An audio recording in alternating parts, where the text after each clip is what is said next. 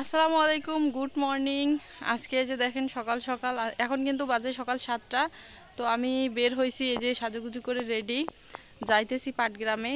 যাওয়ার কেন যাচ্ছি, হচ্ছে কিসের জন্য যাচ্ছি, অবশ্যই পুরো ভিডিও জুড়ে সাথেই থাকেন, অবশ্যই শেয়ার করব আপনাদের সাথে।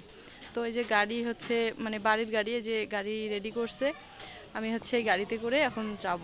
তো এখন গাড়িতে উঠি, অবশ্যই সাথে থাকেন।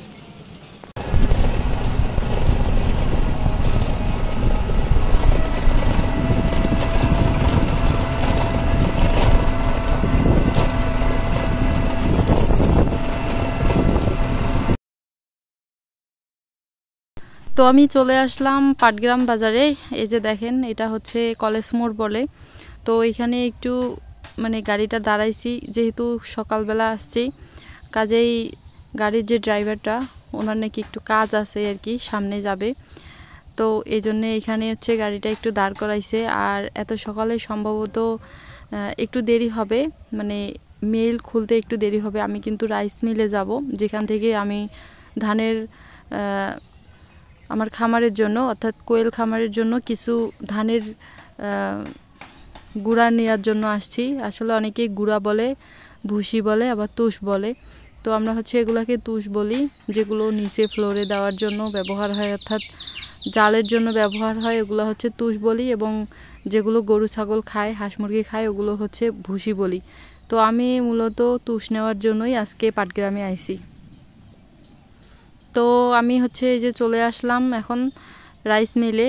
আর এখানকার হচ্ছে কারবার আপনাদেরকে একটু দেখাই।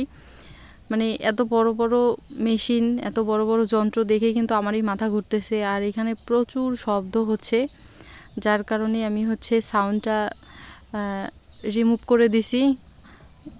একটু পরেই আপনাদেরকে হচ্ছে শোনাচ্ছি যে আসলে এখানে সাউন্ডটা কত বড়, আপনারাও একটু শোনেন।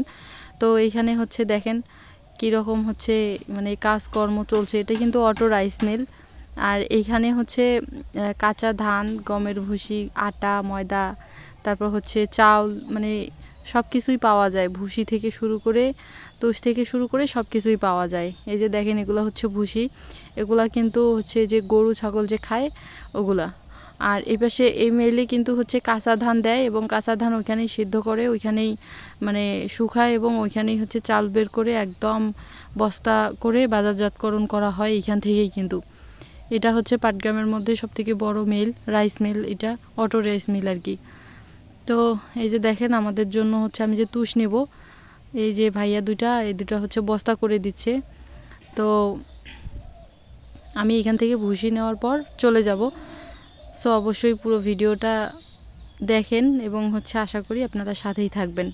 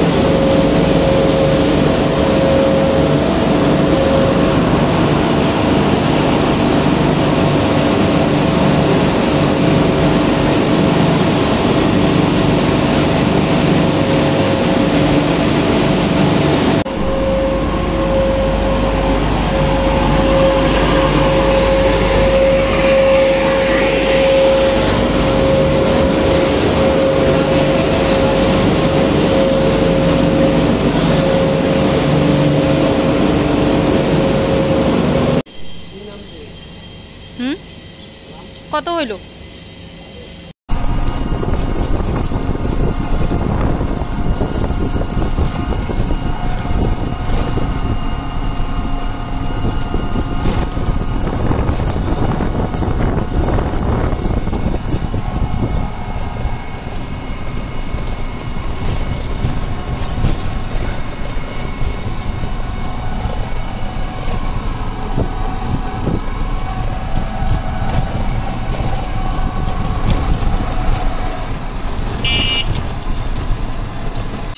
তো বাড়িতে চলে আসলাম। এই যে দেখেন গাড়ি দাঁড় করাইছে, এখন হচ্ছে আমার যে বস্তাগুলো নামাই দিচ্ছে। কোয়েল পাখির জন্য, ডিম দেওয়া পাখিগুলোর জন্য লেয়ার 1 ফিড আনছি 1 বস্তা এবং হচ্ছে টুজ আনছি 4 বস্তা আর একটা পাইপ নিয়ে আসলাম। তো এই জায়গার এই যে ময়লাগুলো প্রথমে হচ্ছে যে আগের ভুসিগুলো ছিল ওগুলা চেঞ্জ করে দিলাম, আর ওগুলা হচ্ছে প্রায় ভুসি ছিল না, সব ময়লা দিয়ে লোড হয়ে গেছিলো। আর প্রায় একটা হচ্ছে মানে অবস্থাটা একটু পরিবর্তন হয়েছিল, কেননা খুব ময়লা হয়েছিল। তো ওগুলা যেহেতু ভুসি আসিল, ওগুলো হচ্ছে পাখিগুলো প্রায় অর্ধেকের বেশি খেয়ে ফেলছিল, প্লাস ওগুলো হচ্ছে মানে চিকন ছিল, তো কাজেই ময়লা পড়ে অল্পতেই নষ্ট হয়ে গেছিলো। ওগুলো হচ্ছে আমরা বের করে দিলাম পরিষ্কার করে। তারপর হচ্ছে নতুন এই যে টুসগুলো যে নিয়ে আসলাম, এখন টুসগুলো দিয়ে দিছি এই যে এইভাবে একটু ডবল করে দিছি। তারপর ওই যে পাখিগুলো কত সুন্দরভাবে এই যে তুষের উপর আছে, আর ওই পাশে হচ্ছে ছোট পাখিগুলোর ওইদিকেও বেশি করে দিছি। তো এখন পরিবেশটা মনে হচ্ছে যে আরো বেশি ভালো লাগতেছে। আর আগের বার হচ্ছে যে ভুসিগুলো আমি দিছিলাম ওগুলো হচ্ছে যে গরু ছাগলের জন্য যে ভুসিগুলো খাবার ওগুলো দিছিলাম, কাজে এগুলোর দাম পড়ছে বেশি আর সব কম দিছে, অল্পতেই বেশি টাকা খরচ হয়েছিল। আর এবার হচ্ছে এগুলা জাল দেওয়ার জন্য তুষ আনছি, এগুলাও কিন্তু ধানের অবশ্য। দেখাই এই যে এগুলা হচ্ছে ধানের, এগুলা কিন্তু জাল দেওয়ার জন্য ব্যবহার করা হয়ে থাকে। তো এগুলা আমি দিয়ে দিলাম, আর এগুলা কিন্তু হচ্ছে দাম কম পড়ছে, 10 টাকা করে কেজি আমি নিয়েছিলাম।